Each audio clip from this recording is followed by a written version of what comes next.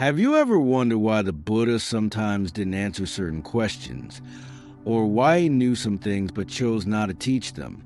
Today, we're going to unlock the secrets behind 14 forbidden questions that the Buddha left unanswered, and the fascinating reasons why you might never have known. Ancient stories from the time of the Buddha tell of Venerable Moggallana, a disciple renowned for his psychic powers.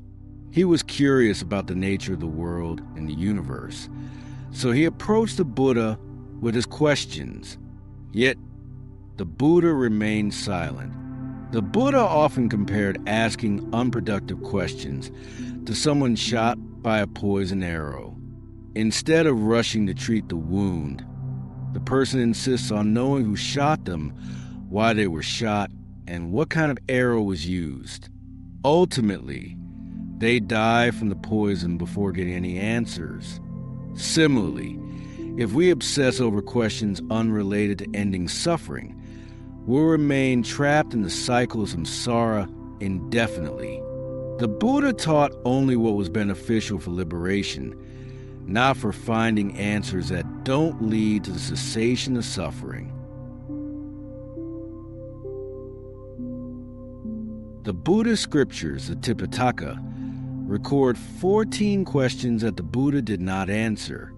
These questions might seem like spiritual mysteries, but in reality, they are crucial keys to understanding Buddhism deeply. The first group of questions concerns the world and the universe. For example, is the world eternal or not eternal? Is it finite or infinite?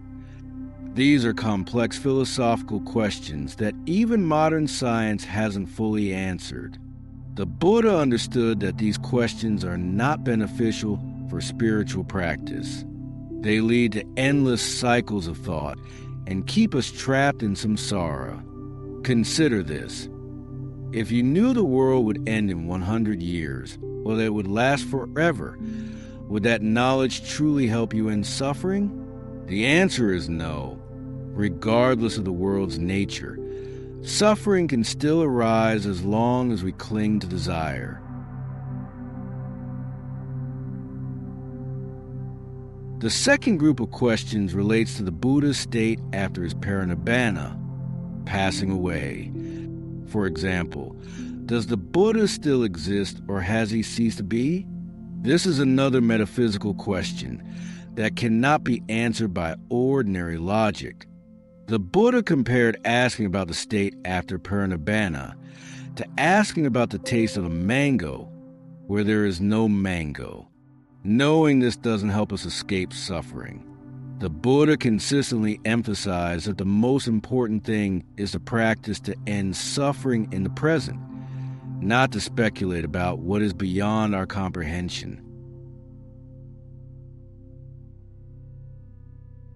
The third group of questions concerns a relationship between body and mind. In Buddhism, there is no permanent, unchanging self. Everything is constantly changing. Therefore, asking whether the body and mind are one and the same is a question that cannot be answered because there is no true self to compare. The Buddha taught us to see the impermanence of body and mind to let go of attachment and be free from suffering. Now, let's talk about karma and its results. Many people might wonder, if there is no self, then who performs karma, and who received the results of karma? The Buddha explained that karma is action, and vipaka, result of karma, is a consequence of that action. Even without a permanent self, actions still bear fruit. It's like planting seeds. If you plant a mango seed, you'll get a mango tree. If you plant a chili seed, you'll get a chili plant. Our past actions influence the present, and our present actions will influence the future. So, even without a self, the law of karma continues to operate. The Buddha didn't focus on the self. He focused on action. We should strive to do good and avoid evil to create positive karma for ourselves. Many people misunderstand anatta, thinking it means emptiness or nothingness. But in reality, anatta means impermanence. There is no permanent, unchanging self. Everything is constantly changing. A correct understanding of anatta helps us release attachment to the self and see the truth of life, that everything is impermanent. Another question people often ask is, what is nirvana and where is it? The Buddha explained that nirvana is a complete cessation of suffering. It is a state of liberation from defilements, cravings, and attachments. It is true peace. Nirvana is not a place, not heaven or hell. Instead, it is a state of mind that is completely free from all suffering. To reach nirvana, we must follow the Buddha's teachings: virtue, sila, concentration, samadhi, and wisdom, panna. When we have pure virtue, firm concentration, and wisdom that sees things as they truly are, we can attain nirvana. The Buddha compared explaining nirvana to explaining colors like red, green, and blue to someone born blind. It's difficult to understand because they've never experienced it directly. Similarly, explaining nirvana to those who haven't attained it is difficult because it's an experience beyond words. Therefore, the Buddha taught us to see everything as impermanent, unsatisfactory, and non-self, not clinging to thoughts, feelings, or anything at all. When there's no self, there's no suffering, because suffering arises from clinging. When there's no clinging, there's no suffering. The Buddha taught us to see the truth of life. Everything is impermanent without a permanent self, and nothing truly belongs to us. When we understand this truth, we can let go. No clinging, no suffering. Nirvana isn't a final destination. It's a path. It's a journey we must undertake through mindfulness practice and by living according to the Dhamma. Every step we take is a step closer to nirvana. Every moment we are mindful is a moment we touch nirvana. Nirvana isn't something far out of reach. It's something close to us, within our minds. As long as we are mindful, we can experience nirvana in every moment of consciousness. Practicing Dharma isn't difficult.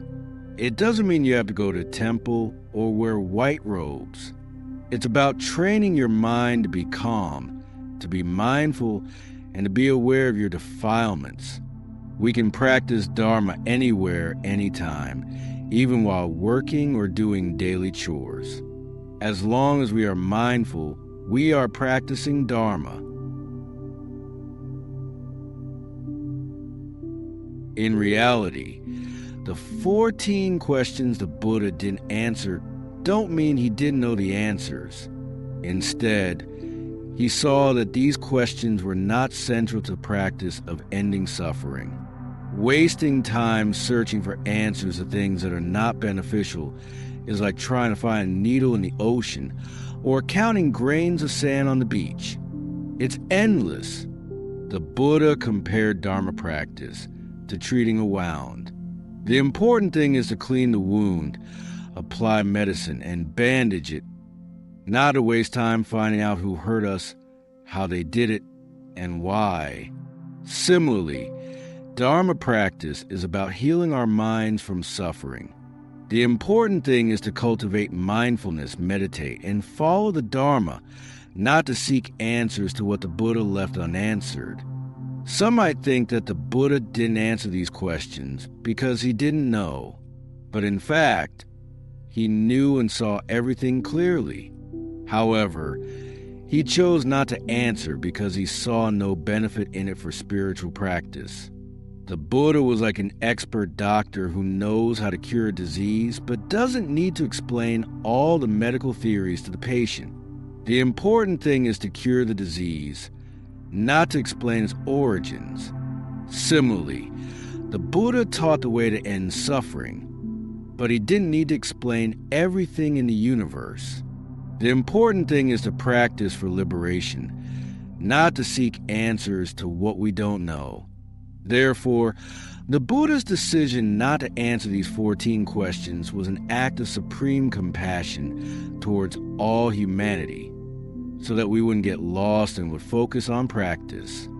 May all of you prosper in the Dharma, be mindful of your defilements, and commit to practice for liberation, like a beautiful lotus blooming, rising from the mud with a radiant mind. Don't forget to subscribe to Dhamma for Life. Thank you.